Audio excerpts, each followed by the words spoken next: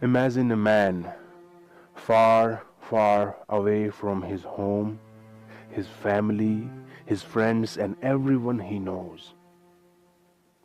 And now imagine that he is in a room and he is dying, slowly and alone.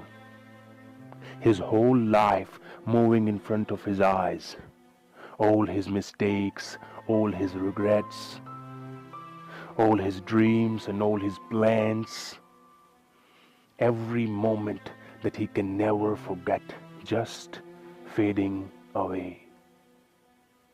Now, what would be his last wish? His last wish would be to see his family for the last time and to tell them how much he loves them. To hold someone's hand while he closes his eyes and goes deep down in his last sleep. It was a normal and a regular night, but soon I realized that it wasn't just a regular night. I couldn't sleep that night. Something was disturbing me. Some kind of vibration or energy, I don't know.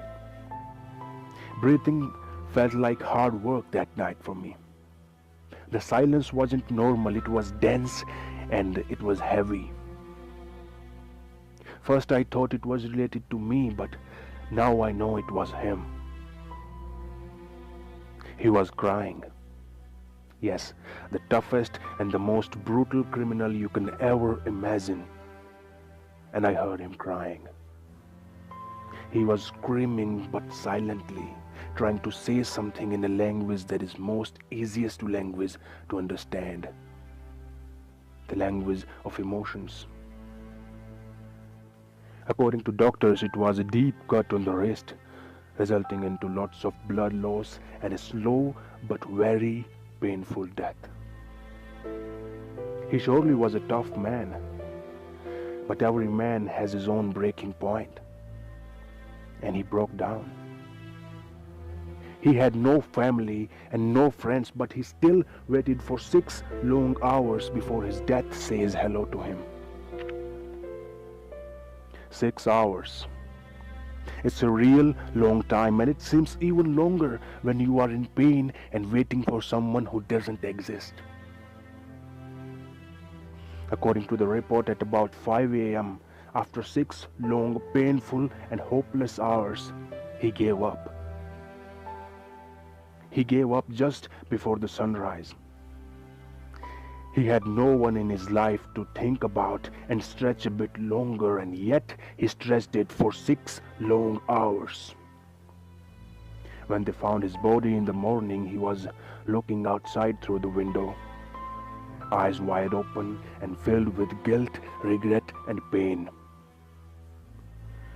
What was he waiting for? I think he was waiting for the next morning. He wanted to see the daylight again. And he was close. He was very close.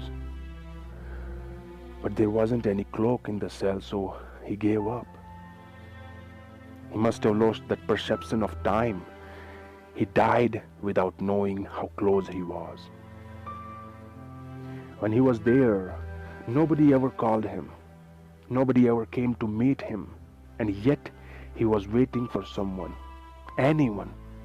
Not his family, not his friends, but anyone. Anyone who can hold his hand at that moment.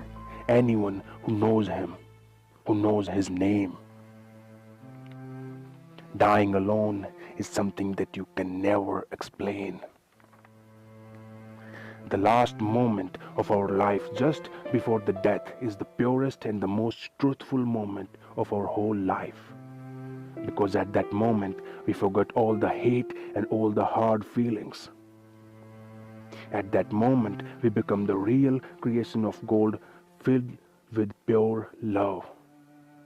Pure love not only for our family or friends but for everyone. Love for everything. Because we know that love is the only thing that we can take away from this life.